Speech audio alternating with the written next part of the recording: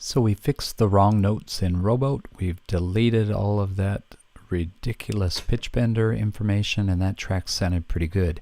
In case you're wondering about Brother John, that track doesn't really have any mistakes to speak of, and we'll get back to that in a minute.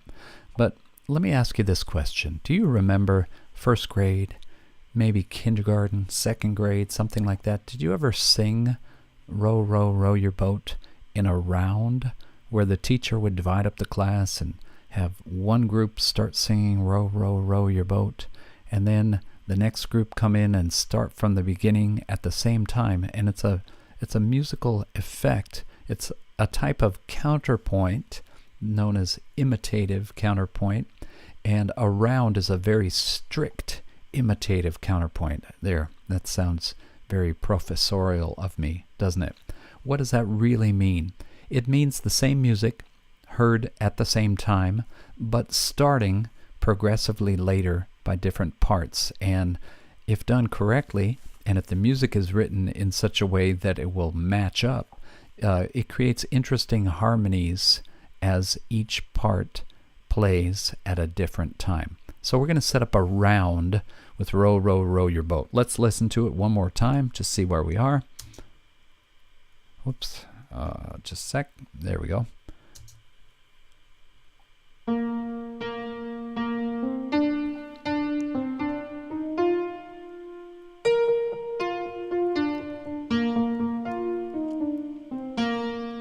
Okay, sounding pretty good.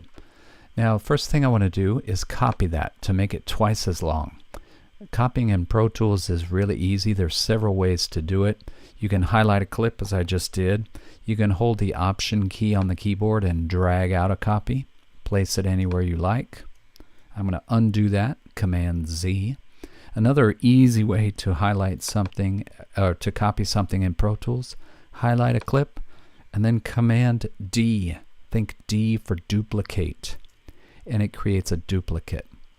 Right? Now what I'm going to do, I've got 2 blocks here. It's a total of 16 measures long. A little difficult to see. I'll zoom out so you can see all of those measures. Fills up measure 1 all the way through to the end of measure 16. Zoom back in. And what I'm going to do is I'm going to highlight both of those clips. Another way to highlight, there's several ways. I could use the trim grabber, I'll get it right, the selector tool, drag across them to highlight that way. But I'm going to do it another way. I'm going to use the grabber, click on the first one, then hold down Shift while clicking on the next one, and it highlights them both. And I'll go up to the Edit menu and copy that. You'll see that the key commands for all of these edit functions are listed. So Command C is the same key command you'd use to copy something in a Microsoft Word or something like that, a word processor document. Choose Copy, and then what I'm going to do is I'm going to paste that in different locations. So for each of these tracks, Rowboat 2 and 3 and 4, I'm going to paste in that information starting progressively later. So right here, I'm going to zoom out a little bit, and I'm going to click right at the beginning of the second bar in the second track, Rowboat 2 track. And I'm going to paste, which is keyboard shortcut Command V. So I pasted it in. And now, so that started on the second measure. And now I'm going to take the next track and I'm going to start it in measure 3. So I'll click in measure 3. And I don't even have to copy again. I can just paste it. I'm going to use a key command this time, Command V. And I'll start this one for Rowboat 4, the 4th track, 1 measure later than that. We'll see how that works. It might have been better to start each 2 measures later, but we'll listen to this, see how this works. Okay, let's zoom in so you can see an overview of the whole thing, how it lays out now. We're still muting Brother John. I'll rewind with the return key and let's play and listen.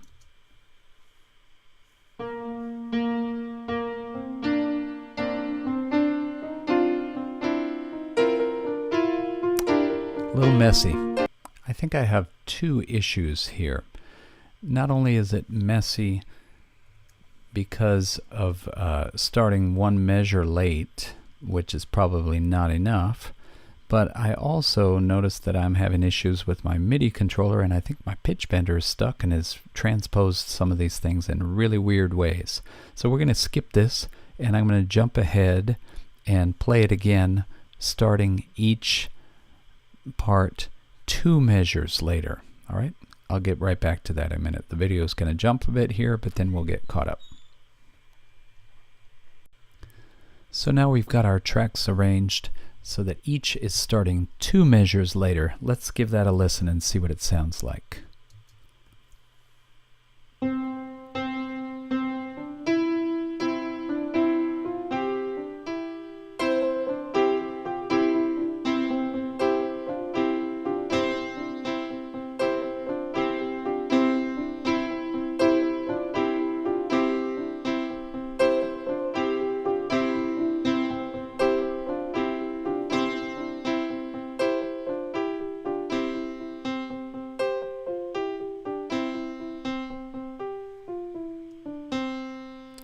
Much better. Okay, and now you can make that sound even more interesting if you orchestrate the piece. Select different patches for each of those parts. All right? And if you remember how to do that, we did that last week in the lab assignment. We did it from the mix window. You can click on these fields down here to open up the different banks and select different patches from each bank for each track. Right? Let's switch back, and one more quick thing I'll mention here. We haven't really done anything with Brother John, but that is another song that will work as a round along with Row, Row, Row Your Boat. So what we can do, let's just really quickly, let's finish this up on this video. And I'll maybe have one more or maybe 2 more with some extra steps. But for now, let's unmute Brother John. I'm going to highlight that clip, and I'm just going to drag out copies. I'm going to do it with the Option key. Holding Option, I'm going to drag down and to the right, and maybe I'll start Brother John 1 measure later each time. I think I should zoom out a little bit. If you zoom out, then you can see all of the measures where each measure starts. So again, I'll highlight and click, and holding Option, drag it to the next track starting 1 bar later. Option, click, drag, there we go. And let's see what this all sounds like. It might be a mess, but here we go.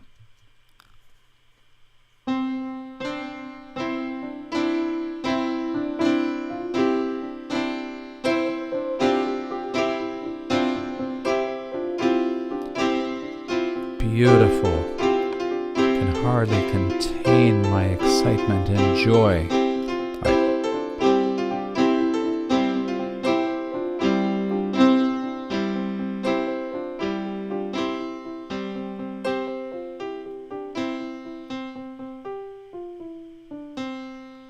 There it is. Save your work and then spend some time orchestrating it, choosing different patches for each sound. That's it for this tutorial.